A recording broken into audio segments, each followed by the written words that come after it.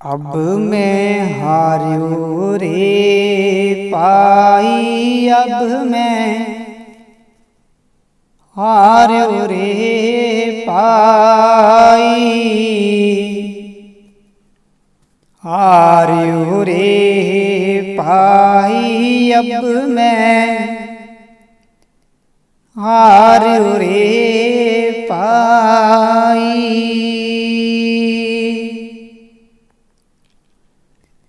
थकत पियो सब हाल चालते, थकत पियो सब हाल चालते, लोकन वेद बड़ाई, अब मैं हार्यो रे पाई, हार्यो रे पाई, अब मैं हार्यो रे पाई। तकत पियो गायन और नाचन, हाकी सेवा पूजा, अब मैं हार्यो रे पाई, अब मैं हार्यो रे पाई। काम क्रोध ते दे थकत, कई कहूँ कहाँ लो दूजा, अब मैं हार्यो रे पाई, हार्यो रे पाई, अब मैं हार्यो रे पाई। राम जन हो ना भगत कहाऊं, चरण पखारु न देवा, जोहि जोहि करू उल्ट मोह बांधे, ताते निकट न भेवा, ताते निकट ना भेवा, अब मैं हार्यो रे पाई, हार्यो रे पाई, अब मैं हार्यो रे पाई। पहले ज्ञान का किया चांदना, पीछे दिया बुझाई, सुन सहज में दूत आगे, राम कहूँ न खुदाई,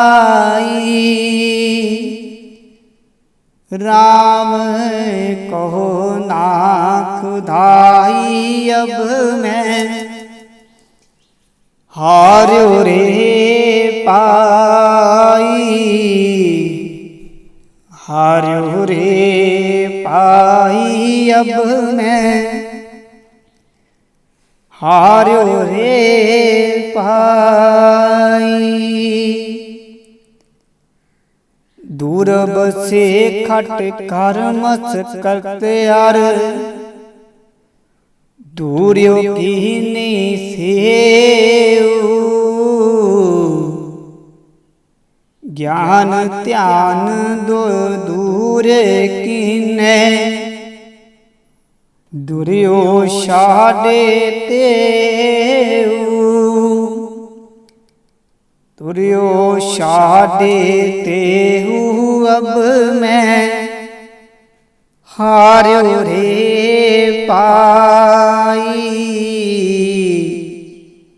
हार्यो रे पाई, अब मैं हार्यो रे पाई।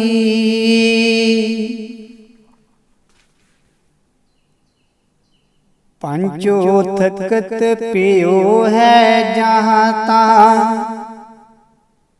जहाँ तहाँ थित पाई।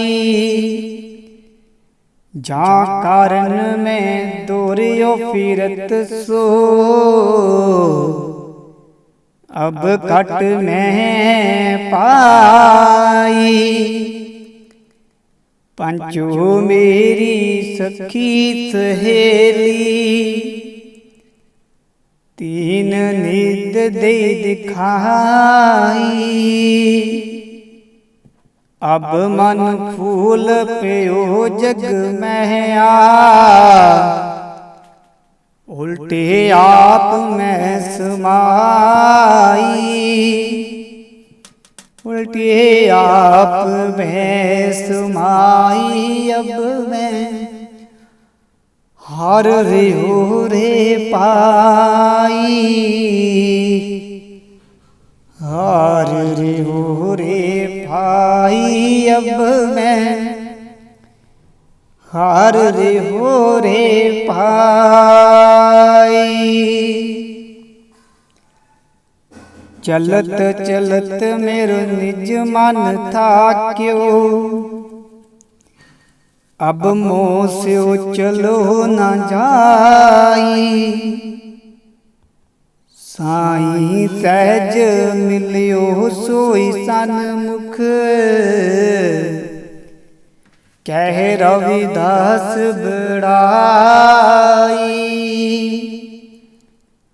कह रविदास बड़ाई। अब मैं हार रियो रे पाई। हार रियो रे भाई। अब मैं हार रियो रे भाई। जगत गुरु सतगुरु रविदास महाराज जी पावनमय ਅੰਮ੍ਰਿਤਮਈ ਅੰਮ੍ਰਿਤ ਬਾਣੀ ਦੇ ਵਿੱਚ ਫਰਮਾਉਂਦੇ ਹਨ ਕਿ ਪ੍ਰਭੂ ਦਾ ਨਾਮ ਸਿਮਰਨ ਜੀਪ ਲਈ ਪਰਮ ਆਨੰਦ ਅਵਸਥਾ ਵਿੱਚ ਪਹੁੰਚ ਕੇ ਪਰਮਾਤਮਾ ਵਿੱਚ ਅਭੇਦ ਸਮਾ ਜਾਂਦਾ ਹੈ। ਕਰਮ ਕਾਂਡ ਨਾਲ ਜੀਵਨ ਨੂੰ ਪ੍ਰਭੂ ਦੀ ਪ੍ਰਾਪਤੀ ਨਹੀਂ ਹੁੰਦੀ। ਇਸ ਕਰਕੇ परमात्मा का सिमरन करना जरूरी है। सतगुरु जी फरमाते हैं कि अब मैं हारे रे पाई थकत प्यो सब हाल चालते लोकन वेद बड़ाई टेक। हे भाई परमात्मा दे नाम तो बिना मैं हार गया हाँ। संसारी लोग वेदां शास्त्रां नूं महत्व दिंदे हन। इस हाल तो थक के मैं प्रभु का नाम जप के उसदा ही रूप हो गया हाँ। थकत प्यो गायन और नाचन थाकी सेवा पूजा काम क्रोध ते दे थकत प्यो को कहाँ लो दूजा।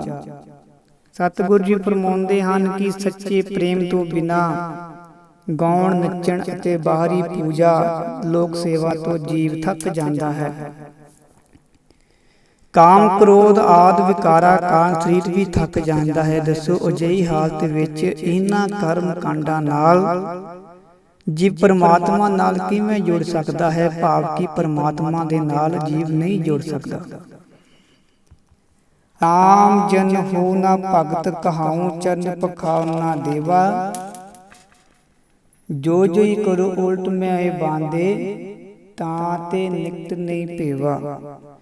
हे परमात्मा दा दास मैं ना किसी देवता का भगत कहाउंदा हाँ ते ना ही किसी देवता के चरण धोंदा हाँ। परमात्मा के नाम तो बगैर शरीर जो कुछ भी करता है परमात्मा के नाम का करता है। परमात्मा तो बगैर कुछ भी नहीं करता क्योंकि इन्हां अडंबरां नाल परमात्मा के भेद नूं पाया नहीं जा सकता। पहले ज्ञान का किया चांदना पीछे दिया बुझाई।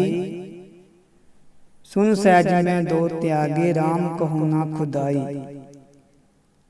दूर बसे खट कर्म सकल और दुर्यो कीने सेऊ, ज्ञान ध्यान देऊ और कीने दूर छाड़ियो त्यों। पहले ज्ञान का प्रकाश होने नाल अज्ञानता रूपी दीवा बुझ गया है। फिर परमात्मा दे आनंद अवस्था विच पहुँच के ज्ञान अते अज्ञान दोनों विच ही खत्म हो गए हन। दूरियां अवस्था विच पहुँचण नाल ही राम अते रहीम कहण दी जरूरत नहीं है ते आप की परमात्मा दा रूप हो जाता है।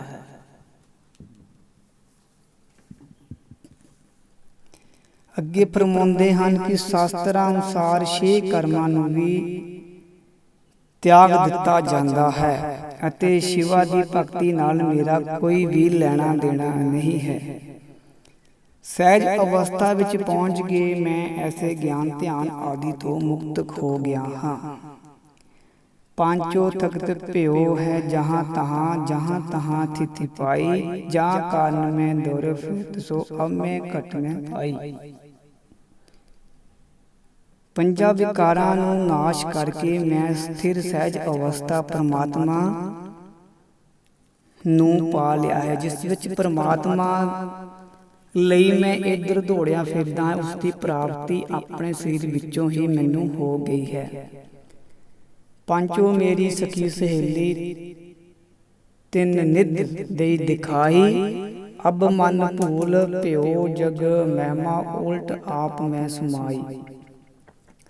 हुण पंजे ज्ञान इंद्रियां मेरियां सहेलियां बन गईयां हन ते इन्हां पंजां नूं परमात्मा वल लगाउण करके अंदरों ही परमात्मा दा रूप हो गया हन अते परमात्मा रूपी खजाना पा लिया है।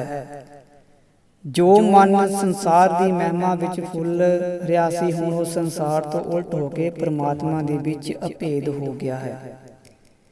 चलत चलत मेरो निज मन थाक्यो, अब मैं सो चलियो ना जाई, साईं सहज मिलियो सोई सन्मुख कहे रविदास बड़ाई।